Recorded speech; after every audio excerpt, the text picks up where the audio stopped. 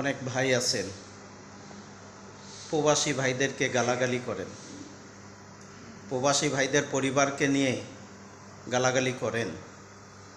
আমি বলি যে ভাই, আপনার যদি ভাইরাল হইতে যদি মন চায় তাহলে আপনি কন্টেন্ট তৈরি করে ভাইরাল হয়ে যান।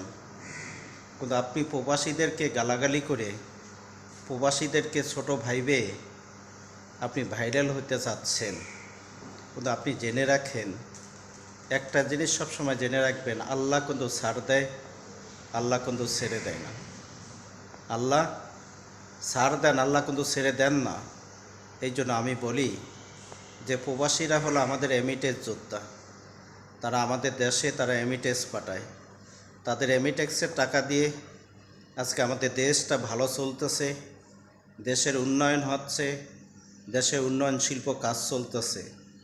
এই জন্য আমি যারা প্রবাসী ভাইদেরকে যারা গালাগালি করেন সেই ভাইদেরকে আমি অনুরোধ করে বলছি যে ভাই, প্রবাসী ভাইদেরকে যখন আপনি গালি দেন তখন এই গালিটা আমার কলিজার মধ্যে লেগে যায়, তখন আমার এই কলিজাটা ফেটে যায় যে একজন প্রবাসী এমিটেজ যোদ্ধাকে আপনি গালি দিচ্ছেন।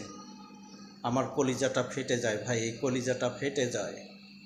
এই জন্য বলি যে ভাই, প্রবাসী ভাই বোনদেরকে কোনো দিন গালি দিবেন না। তাদেরকে সম্মান করতে শিখুন, তাদেরকে ভালোবাসতে শিখুন।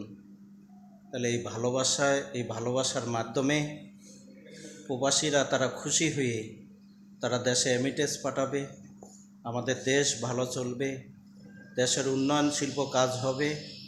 আমরা প্রবাসীদের মাধ্যমে আমরা দেশের মধ্যে যে দুই বেলা দুই মুঠা খাবার যে আমরা ঠিক মতন খাইতে পারতেছি, একমাত্র প্রবাসীদের এমিটেক্সের মাধ্যমে। আজকে প্রবাসীরা যদি এমিটেক্স দেওয়া যদি বন্ধ করে দেয় তো এটা জেনে রাখেন, দেশের মধ্যে একটা হাহাকার শুরু হয়ে যাবে, দেশে একটা দুর্যোগ শুরু হয়ে যাবে। তা ঠিক মতন আপনি খাইতে পারবেন না।